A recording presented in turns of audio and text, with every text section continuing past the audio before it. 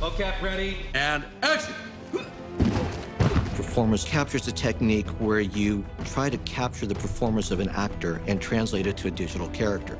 You put an actor in a suit with markers on the suit. We put you in a spatial volume. Using a lot of cameras all around to record the motions of all the markers. The computer is creating a real-time moving skeleton of you.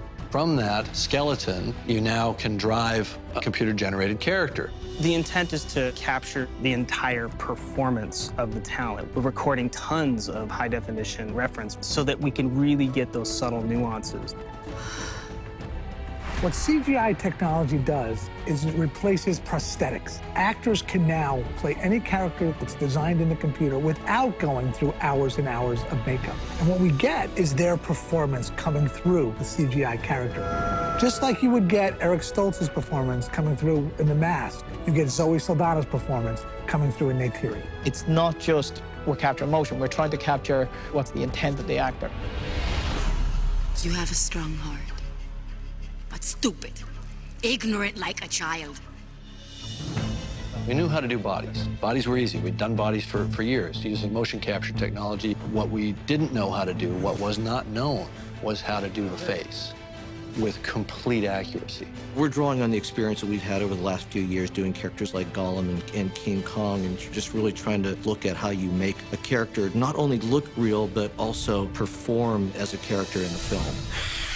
We came up with this idea that we would actually have a little boom, kind of like a microphone. And instead of a microphone on the end of that boom, there'd be a little tiny camera with a wide-angle lens. And it would image the face while the actor was working. And that captures a series of markers on the face. And it real-time kind of figures out where those are moving and what shape they're in. And basically just figuring out how that skin has moved, it knows what shape it needs to be in. It's a very sophisticated system. Close-ups right on the eyes. Everything's completely computer-generated, and we've got to have every detail and every lifelike quality to that skin and believability. I trusted you! Trust me now, please. God! Guys like you not be your happy!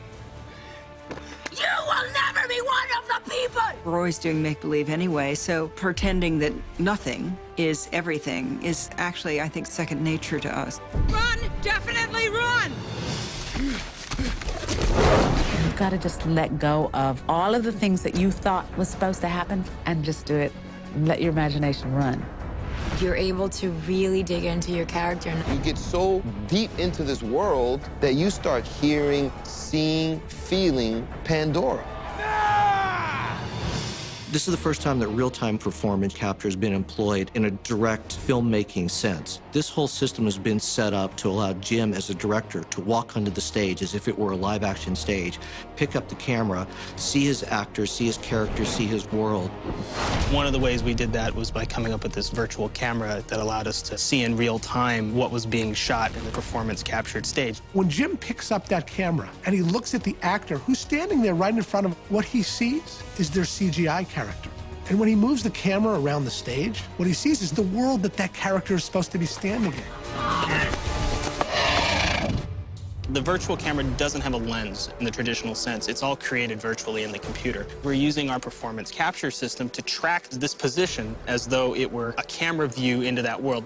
I'm working with those captured performances to shoot all the cameras for all the scenes. And the camera could do anything. It could be a crane, it could be a Steadicam, it could be all just purely handheld. As a result, you're getting great camera work that doesn't feel computer-generated. It feels very alive and lifelike. It's basically as close to live action as one could get in a CG-invented world.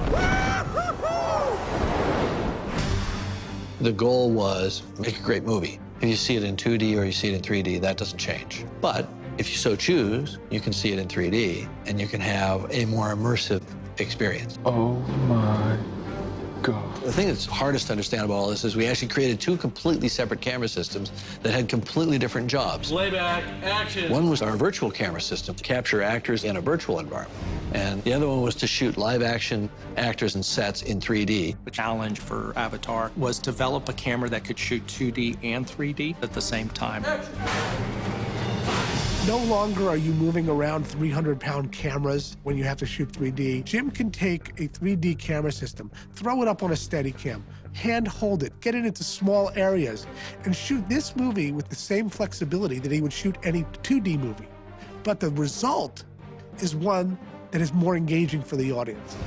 Once we're done shooting a scene, you can just walk 15 feet away, get yourself into a pod, put on some glasses, and watch your scene in 3D. Once you see the 3D, it blows you away. That's it. You're lost in the world. There's no screen anymore, and you're on Pandora. We've actually made the experience real to the person, almost as if they've been there. You're not gonna believe where I am.